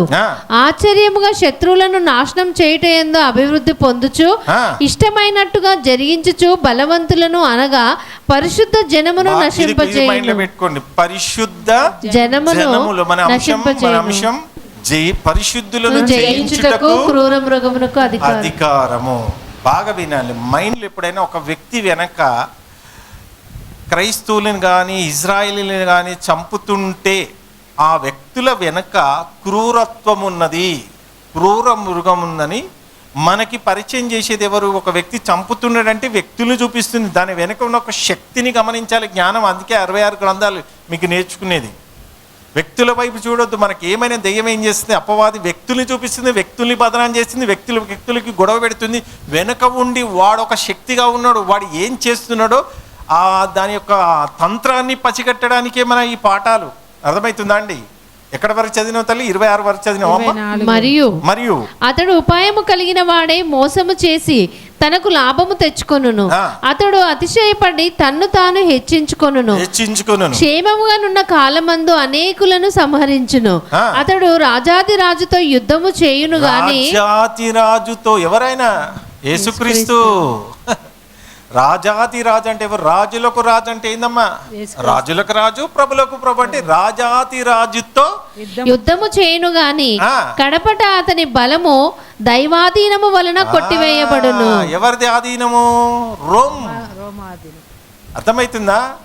రాజాది రాజు అంటే మీకు ఇంకా క్లారిటీ కావాలంటే ఇప్పుడు చూడండి, గొర్రె పిల్లనే కదా అని అనుకుంటారు కదా, గొర్రె పిల్లనే కదా అని మీకు ఇంకా క్లారిటీ వచ్చేసేది, క్లియర్గా వచ్చేసేది. చూద్దాం ఒకసారి. ప్రకటన గ్రంథం 17వ అధ్యాయం. ప్రకటన గ్రంథం 17వ అధ్యాయము 3వ వచనం చూడండి. ప్రకటన గ్రంథం 17వ అధ్యాయం 3వ వచనము. అప్పుడు అతడు ఆ. ఆత్మావశుడనైన నన్ను అరణ్యమును కొనిపోగా దేవదూషణ నామములతో నిండుకొని 7 తలలు 10 కొమ్ములు ఏంటంట? 7 తలలు 10 కొమ్ములు గల 7 తలలు 10 కొమ్ములు వచ్చేసినాయా? ఎర్రని మృగం మీద కూర్చుండిన ఒక స్త్రీని చూచి తిని. ఎవరు కూర్చురట? మళ్ళీ ఇంకొక స్త్రీ బయటకు వచ్చింది. ఇలా ప్రపంచములో రాజులు వీళ్ళంతా రాజుల వెనక లేడీస్ ఆకారం లేనిది రాజ్యాలు నాశనం కాలేదండి. అర్థమవుతుందా? వాళ్ళ వెనక అపవాది వెనక, రాజు వెనక ఒక స్త్రీ ఖచ్చితంగా ఉంటుంది. స్త్రీ సలహాలు ఖచ్చితంగా తీసుకుంటారు. తెలుసా ఈ స్త్రీ ఎవరో చూడండి ఇక్కడ. ఆ స్త్రీ ధూమ్ర వర్ణము గల వస్త్రము ధరించుకొని బంగారముతోనూ రత్నములతోనూ ముత్యములతోనూ అలంకరింపబడినదై ఏహ్యమైన కార్యములతోనూ తాను చేయుచున్న వ్యభిచార సంబంధమైన ఇగో చూడు దాని లక్షణాలు. ఆ క్రూరముగానికి లేని లక్షణాలు ఉన్నాయండి. ఇప్పుడు మనం చూస్తున్నాం కదా, ఒకప్పుడు అండి దేవుడు పరిపాలించిన రాజులు అయితే, ఇప్పుడు ప్రవక్తలు ఎలా ఉండేనండి? దేవుడు ఒక దేశాన్ని నడిపిస్తున్నట్టే మోసే ఎలా ఉండే? ఇల్లంతటిలో నమ్మకం. ఇప్పుడు ఉన్నారా? ఇప్పుడు మీరు ఏదో భారతదేశంలో క్రైస్తువులు అనుకుంటారు కదా, అసలు ఇది చాలా నథింగ్, చిన్నది. ఇది అసలు పెద్దది ఉంది. ఇంకా అన్ని దేశాలకి ప్రాబ్లమ్స్ ఏమున్నాయి, అన్ని దేశాలలో ఈ సమస్యలు ఉన్నాయి. అర్థమవుతుంది? యేసుక్రీస్తు కాలంలో, ఆనాడు పౌలు గారి కాలంలో, అపోస్తుల కాలంలో, ఆది క్రైస్తుల కాలంలో వాళ్ళకున్నారు. వ్యక్తులు అమాయకులండి. అపవాది వ్యక్తుల్ని వాడుకుంటుంది. వ్యక్తులు వెనక ఒక శక్తి ఉంది. ఆ శక్తిని తెలుసుకుంటేనే మీరు జ్ఞానంలోకి రావాలనే నా బాధ. అర్థమవుతుందండి? 3వ వచనం చదివినావమ్మా? ఇప్పుడు 7వ వచనం చదువు తల్లి.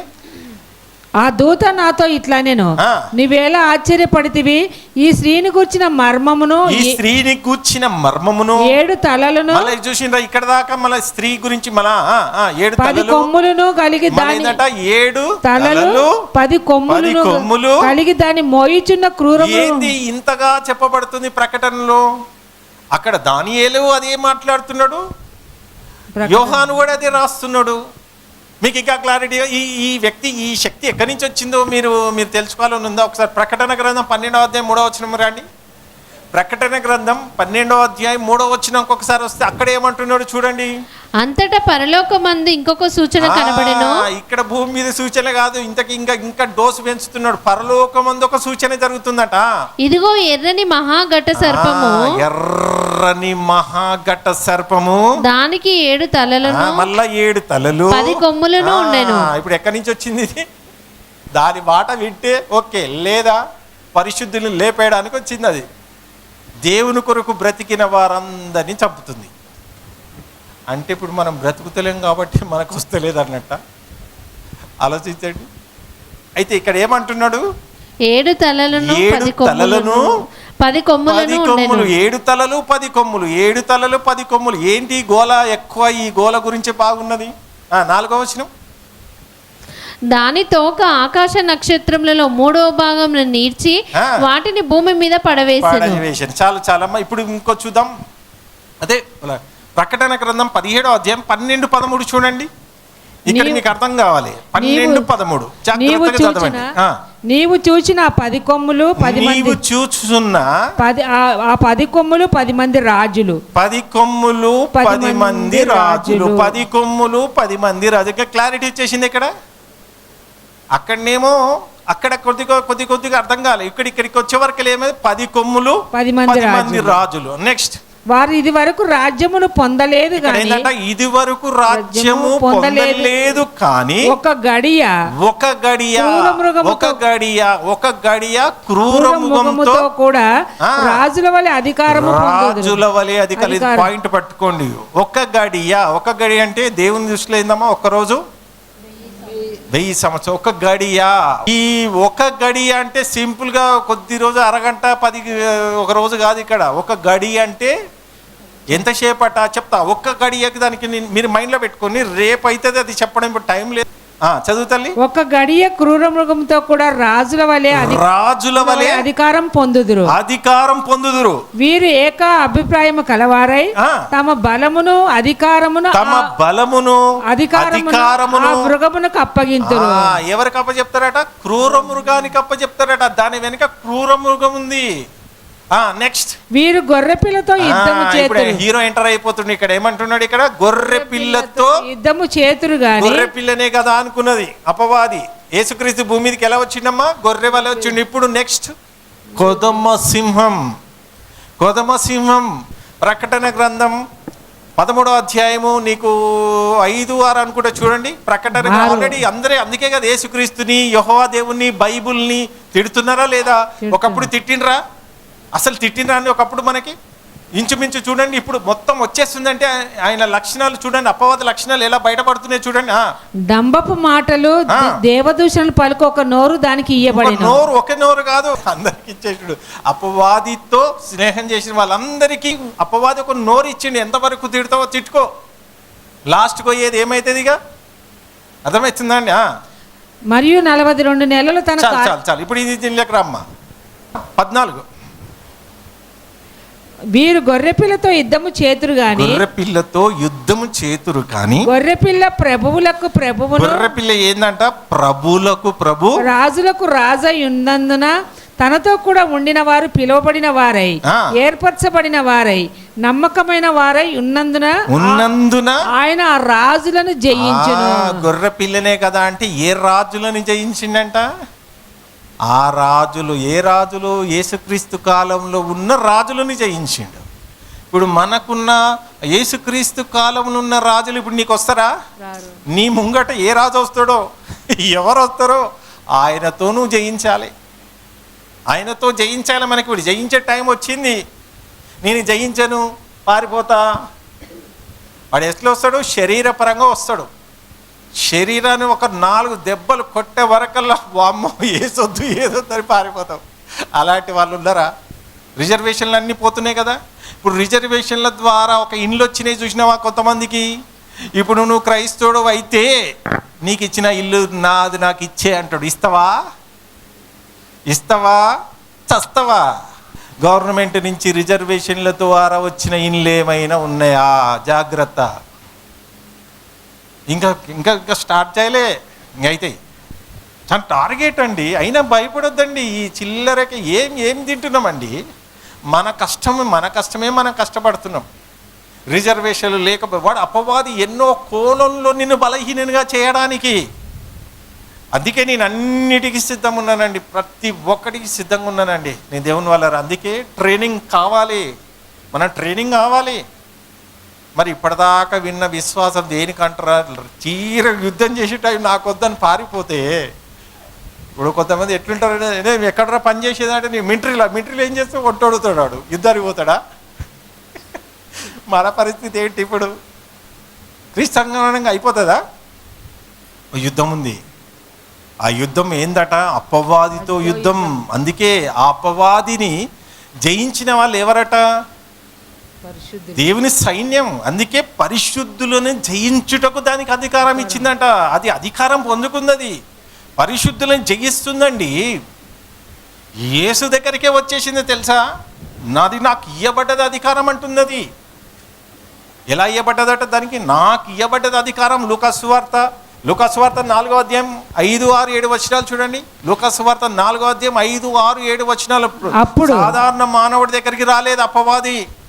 సృష్టికి కర్త, ఈ ప్రపంచాలను పరిపాలించి తయారు చేసి కలిగి ఉన్నది ఏది ఆయన లేకుండా కలగలేని యేసుక్రీస్తు దగ్గరికి వచ్చి అపవాది ఏమంటుందో చూడండి. అప్పుడు అపవాది ఆయనను తీసుకొని పోయి భూలోక రాజ్యాలు మొత్తం ఎవరి వశం ఉంది? అపవాది. ఇప్పుడు మెల్లగా అర్థమైతలే ఎవరి వశంకి వెళ్ళిపోతుంది? దెయ్యం మెల్లమెల్లగా బయటపడుతుందా? భూలోక రాజ్యాలు దానికి ఏం అవసరం అండి? భూలోక రాజ్యాలు ఎందుకు? పేదవాళ్ళని పడుతుందా? పేదవాళ్ళ దగ్గరకు వస్తే పెత్తనం సాగుతుందా? పెద్దోళ్ళను పడుతుంది, రాజకీయ వ్యవస్థ వాళ్ళని పడుతుంది, రాజులను పడుతుంది, అధికారులను పడుతుంది. దాని పని అది. వాళ్ళని పట్టుకుంటేనే కదా అని ఏం చెప్తుంది? యేసుక్రీస్తు చూపిస్తుంది చూడండి. ఆల్రెడీ భూమి మీదికి రాకముందే పాత నిబంధనల ఎన్ని రాజ్యాలను సంపాదించుకుందండి, ఎన్ని రాజ్యాలను కట్టుకున్నది చెప్పండి. ఆల్రెడీ 3 బలమైన సామ్రాజ్యాలు కొట్టేసిందా లేదా? ఇప్పుడు రోమా సామ్రాజ్యం, ఈ రోమా సామ్రాజ్యం అనేది ఎవరి కోసం సిద్ధపరచబడుతుందో తెలుసా? యేసుక్రీస్తు కోసమే. రోమా సామ్రాజ్యం పరిపాలించే టైంలో యేసుక్రీస్తు ఎంటర్ అయిపోయింది కదా, ఆ టైంలోనే కదా యేసుక్రీస్తు చంపబడ్డది. అర్థమవుతుందా అండి? మరి ఎంత బలమైన పెద్ద సామ్రాజ్యములో మరి యేసుక్రీస్తు ఎంతగా చూడండి, ఈ 3 రాజ్యాలు అయిపోయాక 4వ రాజ్యము పేట్రేగిన తర్వాత దిగాలని, అప్పుడే కదా మజా. విలన్ ఇప్పుడు సినిమాలు ఎలా వస్తున్నాయండి? హీరో పవర్ఫుల్గా ఉండి విలన్ డమ్మీగా ఉన్నాడు అనుకో, మజా ఉండదు. అపవాది ఏం చేస్తుందమ్మా? విలన్ హీరోకి పోటీగా చూపిస్తేనే జనాలు అట్రాక్ట్గా చూస్తారు కదా కదా. దాని పని ఎక్కడ లేదండి, అన్ని ప్రాంతంలో అది వెళ్తుందండి. దాని ఏజెంట్లు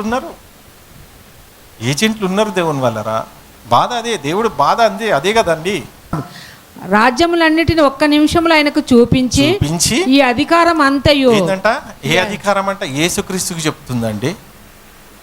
సాధారణ మానవుని దగ్గర యేసుక్రీస్తుకి చెప్తుంది, ఇగో ఈ అధికారం అంతా, ఈ రాజ్యముల మహిమయు, ఈ అధికారం అంతా, ఈ రాజ్యముల మహిమ నీకిత్తును.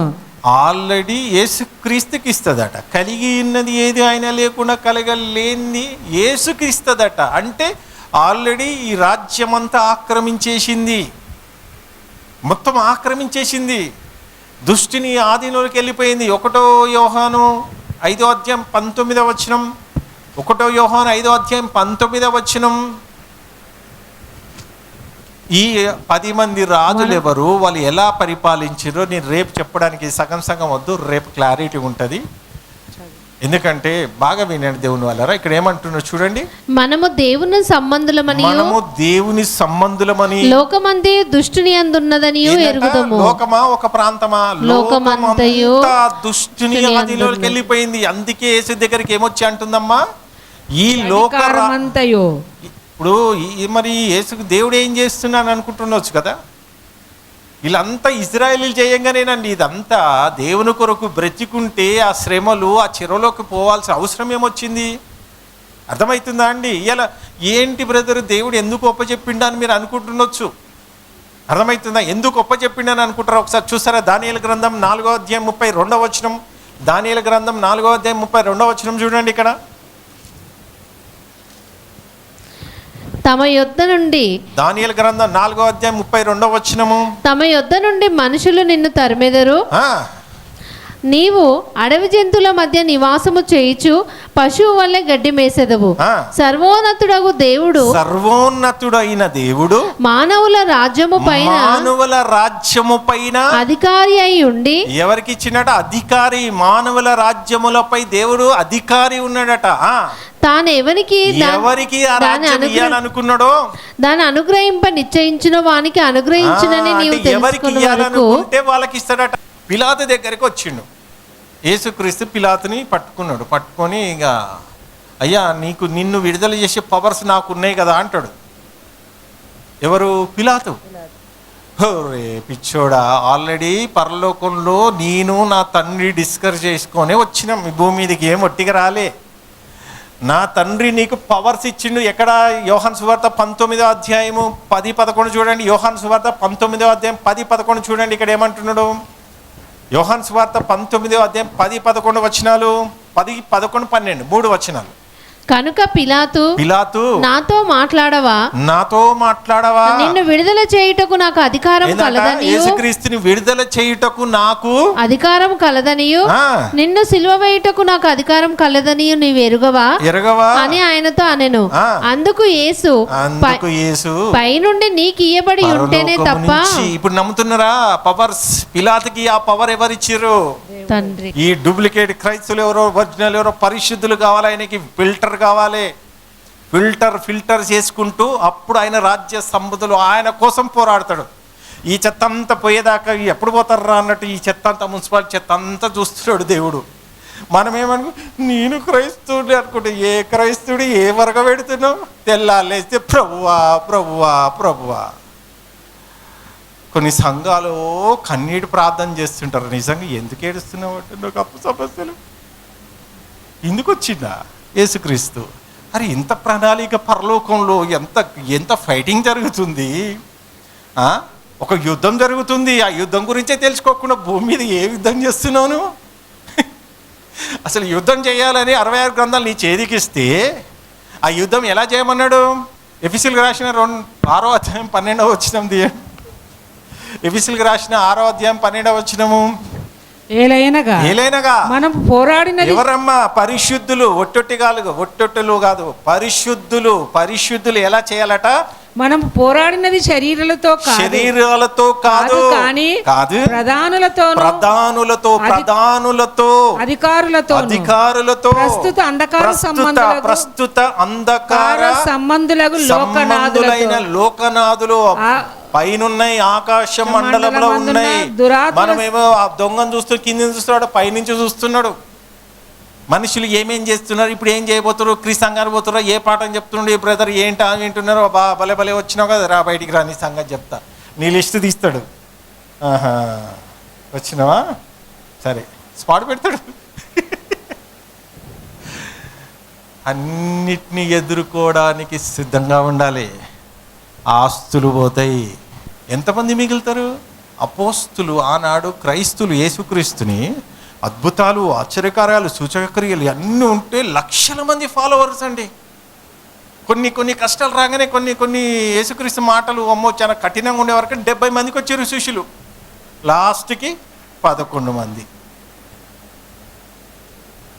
మనం అసలు నిజమైన క్రైస్తులు కావాలి. ఈ చెత్తంతా మనకు అవసరం లేదు. అందులో మీరు ఎంతమంది ఉన్నారో క్రీస్తు సంఘం స్థాపించి ఒకప్పుడు ఆత్మానుసారంగా ఆరంభించి ఇప్పుడు ఎంతమంది శరీరపరంగా పడిపోతారో ఒకసారి మీరు ఆత్మ పరిశీలన చేసుకోండి. చాలా జాగ్రత్త. ఇంత కష్టపడి ఇంత రిస్క్ చేసుకొని ఇన్ని చేసుకొని చివరికి మన పేరు లిస్టులో లేదనుకో, ఎలా కొట్లాడతామండి మన పేరు లేకపోతే? నేను ఏం చేసినా నా తప్పేంది. ఆనాడు యేసుక్రీస్తు ఏమన్నాడు తెలుసా? నన్ను కొరడాలతో కొడుతానని కొంతమంది వారి పేరు, నన్ను భయంకరంగా చంపుతారనక కొంత ఉరుకుడు. చివరికి 11 మంది నిలబడ్డారు. ఎంతమంది నిలబడతారు నిజంగా దేవుని కొరకు? నిజంగా అందుకే ఈ జ్ఞానం కావాలి, నిలబడే జ్ఞానం కావాలి, అత్తసాక్షులే జ్ఞానం కావాలి. ఎట్లా హార్ట్ అటాక్ వచ్చిందనుకో, టక్కుమని 1 గంటలు ఎగిరిపోతాం. మరణం మీ ప్రతి ఒక్కరికి వస్తుంది మరణం. సాష్టాంగ అపవాది పెట్టే ఆ ఆశలకి, శరీరాశలకి భయపడి సాష్టాంగ పడ్డ వాళ్ళ లైఫ్ టైం పాతాళం నీది, లైఫ్ టైం పాతాళం. దేవుని కొరకు మనకి టైం వచ్చింది, నిలబడే టైం వచ్చింది. అందుకే అంశం ఏంటి? పరిశుద్ధులను జయించుటకు క్రూరముగానికి అధికారం ఇచ్చిండు. టైం వచ్చింది. ఒకప్పుడు వాళ్ళకి ఇచ్చిండు, పరిశుద్ధులైపోయారు. ఇలా నువ్వు ఎంతమంది పరిశుద్ధుడో, నువ్వు డప్ప కాదు కొట్టుకొని. దేవుడు ప్రతి ఒక్కరిని స్కాన్ చేస్తున్నా, స్కానింగ్లో ఎంతమంది నిలబడతారో ఆత్మ పరిశీలన చేసుకోండి దేవుని వాళ్ళారా. అక్కడ ఏమంటున్నాడమ్మా? ఏది చదువుతున్నా తల్లి? పిలాతు చదువు. ఎవరి దగ్గర నిలబడుతుండమ్మా? పిలాత్ అంటే మామూలు కాదండి. పిలాత్ అంటే ఆనాడు యేసుక్రీస్తుని కోరినరా, బరబ్బాని కోరినరా అండి? బరబ్బాకున్న పేరు ఇంకొక పేరు ఉంది తెలుసా? యేసు బరబ్బా తెలుసా అండి? యేసు బరబ్బా. ఇంతకుముందు ఆ యేసు బరబ్బాని, ఆ యేసు అనేది తీసేసి ఇతర యేసులను కన్ఫ్యూజ్ అవుతారని యేసు బరబ్బా ఉండేనట పేరు. మీరు చరిత్రలోకి పోయి చదివితే మనకి తెలుసా దేవుని వాళ్ళ. యేసు బరబ్బా అని అంటే వీళ్ళు కొరిన అనుకో, యూదులు ఉన్నారు కదా, మీకు ఎవరు కావాలంటే ఈ యేసు బరబ్బా అనగానే ఈయన విడుదలైతేనే ఎంత తెలివితో చూసాం, పేరు మార్చేసి బరబ్బాని కావాలని కోరిండ్రు. బరబ్బాని అంటే ఎవరు? బరబ్బకున్న లక్షణాలు ఏంటి? శరీర సంబంధమైనది కోరిండ్రు, ఆత్మ సంబంధమైనది వద్దనుకున్నారు. ఇప్పుడు అక్కడ ఇద్దరికి ఏంటి? యేసుక్రీస్తుకును బరబ్బకి ఏంటంటే, బరబ్బ శరీర సంబంధమైన వ్యక్తి, యేసుక్రీస్తు ఆత్మ సంబంధమైన వ్యక్తి. ఈ లోకమైనది కాదు.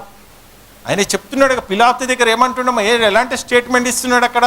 యోహాను సువార్త 18వ అధ్యాయంలో, నాది ఈ లోకం కాదు, నాది ఈ నెట్వర్కే కాదు, ఈ నెట్వర్క్లో నా బిడ్డలు ఉన్నారు, దేవుని పోలికలో ఉన్న బిడ్డలు ఉన్నారు. నేను కష్టపడి ఈ ప్రకృతిని చేసిన నా బిడ్డల్ని ఆవరించేసింది, మృగ సంఖ్యగా మార్చేసింది. వీళ్ళని నా సంఖ్యగా తండ్రి సంఖ్యను మార్చడానికి భూమి మీదకి వచ్చినాను, నాది ఈ లోకమే కాదు అంటున్నాడు అక్కడ యోహాను సువార్త 18వ అధ్యాయం 36వ వచనం. యేసు నా రాజ్యం ఈ లోక సంబంధమైనది కాదు, నా రాజ్యం ఈ లోక సంబంధమైనది అయితే నేను యూదులకు అప్పగింపబడకుండానట్లు నా సేవకులు ఆ సేవకులు ఆడున్నారు. యేసుని పట్టుకోకుండా ఒకటే ఉరుకుడిగా కథం 12 మంది 11 మంది ఉన్నారా అండి? ఉన్నారా? ఒకటే ఉరుకుడిగా. ఈ పేతురు నక్కి నక్కి చూస్తున్నాడు, ఎందుకంటే ప్రియమైన శిష్యుడు కదా, నక్కి నక్కి నక్కి నక్కి చూస్తున్నాడు. ఆ పేతురు కూడా వార్నింగ్ ఇచ్చిండు. ఎక్కడ ఇచ్చిండు? మీకు లూకాసు వార్త 22వ అధ్యాయం 31, 32 చూడండి. లూకాసు వార్త 22వ అధ్యాయం 31, 32. సిమోను సిమోను సిమోను సిమోను సాతాను నీకు దండేసి దండం పెడుతుంది అంటున్నాడా? ఇక్కడ ఏమంటున్నాడు? ఇదిగో సాతాను మిమ్మల్ని పట్టి గోధుమల వల్ల జల్లించుటకు మిమ్మల్ని. గోధుమలతో ఎందుకు పోలుస్తున్నాడు? గోధుమలు ఎలా పడతారమ్మా? ఫస్ట్ పొట్టంతా రావాలంటే రోట్లు దంచాలి. దంచితే ఆ పొట్టంతా ఊడిన తర్వాత గోధుమ వస్తుంది. అర్థమవుతుందా? ఆ గోధుమతో ఎందుకు పోలుస్తున్నాడు ఇక్కడ? గోధుమల వల్ల జల్లించుటకు మిమ్మల్ని కోరుకునేను కానీ నీ నమ్మిక అందుకే మీ నమ్మిక తప్పిపోకుండడానికి నేను నీ కొరకు వేడుకుంటుని. నీ కొరకు కూడా నేను ఆడ రూలో కూర్చొని ఏడుస్తున్నా తండ్రి. ఈ అమాయకులు వీళ్ళు ఏం చేస్తారో వీళ్ళకి తెలుస్తలే. పోయిన పాఠం చెప్పాను, ఏం చెప్పాను? పోయి సువార్త చెప్పండి అన్న. ఎంతమంది చెప్పారు? మనకేమైనా బంధించబడుతుందా సువార్త? చెప్పండి, సువార్త బంధించబడుతుందా? మరి వద్దా? పరలోకం వద్దా? మీకు ఇంతగా పాఠం చెప్పడానికి దాని వెనక ఎంతో రిస్క్ ఉందండి. సింపుల్గా పౌలు గారికి ప్రతి ఒక్కరికి ఒక ముళ్ళు ఉంటుంది. ఎందుకు ముళ్ళు పెడతాడంటే దేవుడే పెడుతున్నాడు అక్కడ. ఉరికితోడు ఎక్కడ మళ్ళీ భ్రష్టు పట్టిపోతాడు అని దేవుడు ఏం చేస్తాడు? కొన్ని ఆ ముళ్ళ ద్వారా ముళ్ళు పెట్టి ఆయన సన్నిలో కూర్చోబెట్టి కొన్ని మాటలు నేర్పించి నా బిడ్డలకి చెప్పు. నువ్వు 100 మందికి అవసరం లేదు, ఆ ఉన్న 10 మంది కన్నా పర్ఫెక్ట్గా ఉన్న కాడికి చెప్పు. నీకు ఏది ప్రేరేపిస్తున్నానో, నీకు ఏది కూర్చోబెట్టి నేర్పిస్తున్నానో అవి మాత్రమే చెప్పు. మరి ఈ పాట వేసుకొని ముగించుకుందాం. పరిశుద్ధమైన మా కన్న తండ్రి, మరి ఒక్కసారి నేను రాత్రి వేరే బిడ్డలు ఎలా వచ్చారో ఏది ఆటంకం జరగకుండా అలాగ పోయే శక్తిని బిడ్డలకు దయచేయండి. ఈ మాటలు వాళ్ళ హృదయంలో పదిలపరిచే విధంగా సాయం చేయండి. అనైనా జ్ఞాపకం చేసుకోండి దేవా, కృప చూపించండి. నీకే ఘనత, నీకే మహిమ చెల్లిస్తూ మా నాథుడైన యేసుక్రీస్తు ద్వారా అడిగి వేడుకొంచున్నాము తండ్రి, ఆమేన్. తండ్రి యొక్క ప్రేమ, యేసుక్రీస్తు యొక్క కృప, పరిశుద్ధ ఆత్మ సావాసం ఇప్పుడును ఎల్లప్పుడూ తోడై ఉండునుగాక. ఆమేన్. అందరికీ వందనాలండి.